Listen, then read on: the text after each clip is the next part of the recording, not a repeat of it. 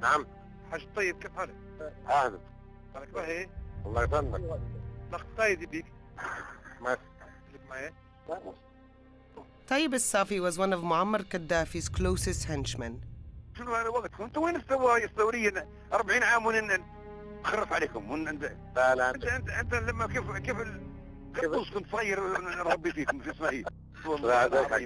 لا عندك حق. ايش اسمها هذيك تاجوره ولا شنو؟ صح صح صح. انك لابس بدله الرياضه وجيتك وشديت. لا صح لا صح. طيب شرطكم طيب. لا صح لا صح لا. Tayeb El Safi was respected and trusted by Gaddafi's son and heir apparent Saif al-Islam. واليوم غادي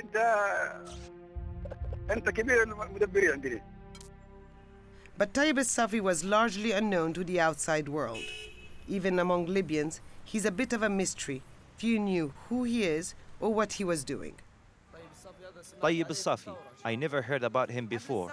I only heard about him in this revolution. I know that he was with Gaddafi, but that's it. I only heard about him just now, during the revolution, that he is one of Gaddafi's associates. Still, he played an important role throughout the conflict. One of the very few men who had the power to issue orders of his own. He was in Benghazi when the uprising began. The audio recordings make it clear that Tayeb El Safi was in charge of containing the rebellion here in the east by any means possible. In fact, it's from this building that he was directing operations until it was overrun by protesters. أنا في تقديري الآن هم قلت الشرطة تروح تضرب عليهم دائرة، ما يكلمهمش يقطع عليهم دائرة. المواجهة توا يبدو لي مش صح الليلة. يا اما تكون مواجهة قوية وعنيفة يا اما تكون في مواجهة، عرفت؟ اوكي. يا تكون في مواجهة عنيفة وقوية لا من نتحدث، لكن المواجهة البسيطة عبارة عن تاخذ عواطف الناس تقريبا يتفرجوا ولازم نتحدث لما اوكي.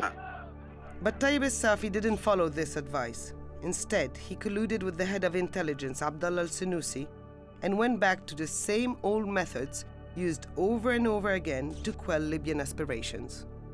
وانا والله كنت مصر انهم لازم يمشوا، وانا عيطت قلت لهم يا جماعه ما تعبوش. كلموهم تقول لهم انتم كانت همكم بغازي، ترى احنا عند الضرورة وبنمارس الساحل ونمارس الصح، يعني بنواجه اي حد بقوه. ترى يا عبد الله حتى قايد يقول لا لازم بغازي تكون تحت السيطره، ما نفكوش الامور يا جماعه الله يهديكم. يقولوا ما كان ظهرتوا قوتكم اظن يخافوا كل واحد يقول في جحر. But his read of the situation was flawed. Protesters had broken the fear barrier. The red line was crossed. الكلام كده حتى على السيطرة، وين الحرية؟ وين اللي قتلوا الاولاد اللي طلعوه ونحن ما عادش نستنوا ويعتزموا في الوتاف بتاعهم، ما وانا اخش عليه ما طيب وطلع لوحدين نزل ثورية جو حرية ما طيب حرام الزم.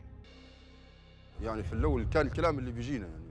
At first we were hearing that people were not calling for the removal of the regime. We were told they had demands. A delegation was sent to Benghazi to listen to the people. It's probably that trip that went wrong. They were supposed to solve the situation, but it turned to violence. Benghazi fell within 5 days.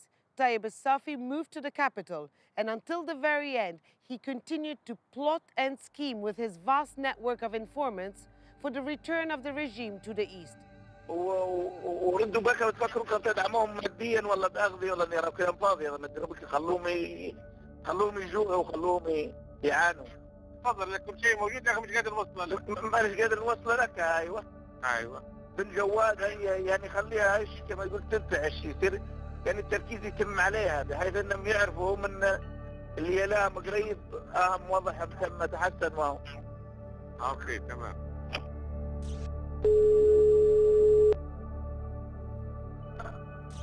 والله جيش ولا بسوم تبشحت الكاسة، هي النفس عادي، جيش النفس تبشحت هذه لا كأنها شرطة. منتزل الصحفيين كلهم عرفت قوة يا سيدي وحتى الرئيس اوباما دعا على الزاوية الحياة في الحياة، هذه المدارس، هذه السلع التموينية، هذه الحياة الطبيعية، هذه الأدوية، هذه المستشفيات، وهذه شرطة عادية قاعدة زي في كاليفورنيا. هو كل واحد يجيب روحه.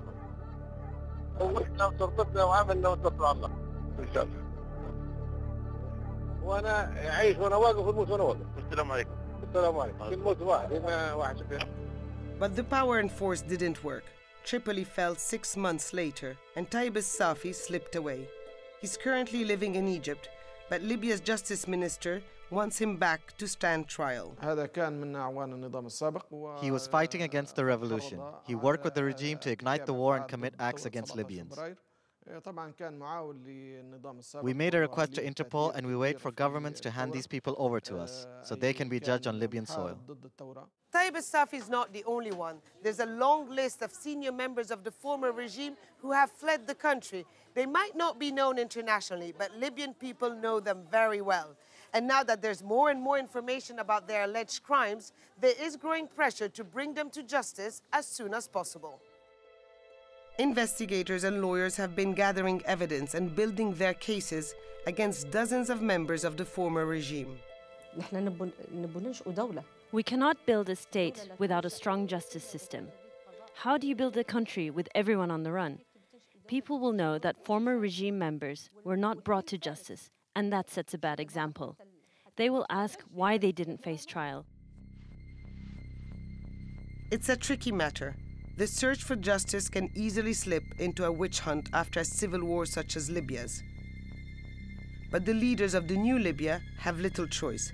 Transitional justice needs to be a top priority for the country to move forward.